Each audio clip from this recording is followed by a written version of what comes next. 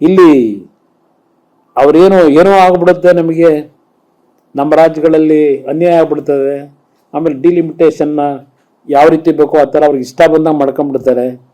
ಇದೇನು ಹೇಳ್ತಾ ಇದ್ದಾರೆ ಕಾಂಗ್ರೆಸ್ನ ಮಹಾನ್ ನಾಯಕರಿಗೆ ಕೇಳ್ತೀನಿ.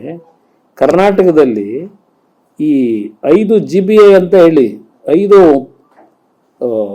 ಭಾಗದಲ್ಲಿ ಇವತ್ತು ಕಾರ್ಪೊರೇಷನ್ ಏನು ಸೃಷ್ಟಿ ಮಾಡಿದ್ರು, ಗ್ರೇಟರ್ ಬೆಂಗಳೂರು ಅಥಾರಿಟಿನ, ಯಾವ ಆಧಾರದ ಮೇಲೆ? ಇವತ್ತು ಶಿವಕುಮಾರ್ ಅವರ ಆದೇಶದ ಮೇರೆಗೆ ಆಗಿದೆಯೋ ಇಲ್ಲ ಎಲ್ಲ ಮೆಂಬರ್ಗಳನ್ನ ಕೂರಿಸ್ಕೊಂಡು ಎಲ್ಲ ಪಕ್ಷಗಳು ಕೂರಿಸ್ಕೊಂಡು ಮಾಡಿದ್ರು? ಅಲ್ಲಿ ಇವ್ರಿಗೆ ಯಾವ ನೈತಿಕತೆ ಇದೆ ಕಾಂಗ್ರೆಸ್ ಪಕ್ಷ ಇದ್ರ ಬಗ್ಗೆ ಚರ್ಚೆ ಮಾಡಲಿಕ್ಕೆ? ಇವತ್ತು ಇವರು ಮಹಿಳೆಯರಿಗೆ ನಾವು ಯಾವುದೇ ಕಾರಣಕ್ಕೂ ಗೌರವ ತರೋದಲ್ಲ ಅಂತಕ್ಕಂಥದ್ದನ್ನು ಮತ್ತೆ ಸಾಬೀತು ಮಾಡ್ಕೊಂಡ್ರು ಮೊನ್ನೆ.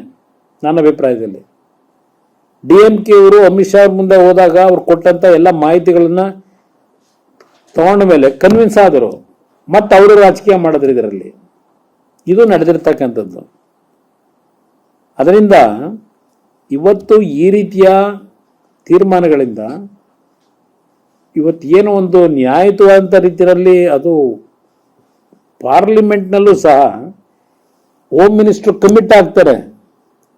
ಈಗ ಪಾರ್ಲಿಮೆಂಟಲ್ಲಿ ಕಮಿಟ್ ಆದರೂ ಸಹ ಇವರು ಒಪ್ಪಿಗೆ ಕೊಡದೆ ಸಬೂಬುಗಳನ್ನು ಹೇಳಿ ಇವತ್ತೇನು ಈ 2/3 ಮೆಜಾರಿಟಿಯನ್ನು ಕೊಡ್ತಕ್ಕಂಥದ್ದಕ್ಕೆ ಇವರೆಲ್ಲ ಸೇರಿ ಇವಾಗ ವೈಫಲ್ಯ ಮಾಡಲಿಕ್ಕೆ ಏನು ಹೊರಟರು? ನಾನು ಕೇಳ್ತೀನಿ, ಈಗಾಗಲೇ ಇವತ್ತೊಂದು ಹೇಳಿಕೆ ನೋಡಿದೆ.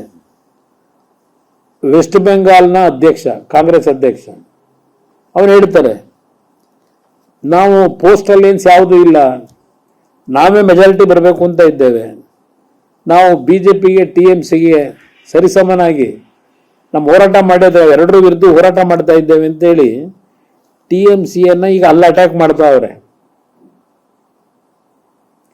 ಇನ್ನು ಇಲ್ಲಿ ತಮಿಳುನಾಡಿನಲ್ಲಿ ಸ್ಟಾಲಿನ್ ಬ್ರದರ್ ಅಂತ ಹೇಳಿ ನೆನ್ನೆ ಮತ್ತು ನಾನೇನು ಹೇಳಿದ್ದೆ ಮೊನ್ನೆ ಪಾರ್ಲಿಮೆಂಟ್ನಲ್ಲಿ, ಯಂಗರ್ ಬ್ರದರು ಎಲ್ಡರ್ ಬ್ರದರ್ ಬಗ್ಗೆ.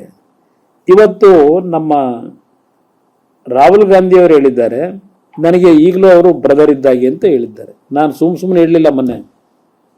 ಈಗ ಯಂಗರ್ ಬ್ರದರು ಎಲ್ಡರ್ ಬ್ರದರು ಅವ್ರು ಹೇಳ್ತಾರೆ, ಎಲ್ಡರ್ ಬ್ರದರು, ನಾನು ಯಾವುದೇ ಕಾರಣಕ್ಕೂ ತಮಿಳುನಾಡಿನಲ್ಲಿ ಯಂಗರ್ ಬ್ರದರ್ ಜೊತೆನಲ್ಲಿ ಪ್ಲಾಟ್ಫಾರ್ಮ್ನ ಶೇರ್ ಮಾಡಲ್ಲ ಅಂತಾರೆ ಎಲೆಕ್ಷನ್ ಕ್ಯಾಂಪೇನ್ಗೆ.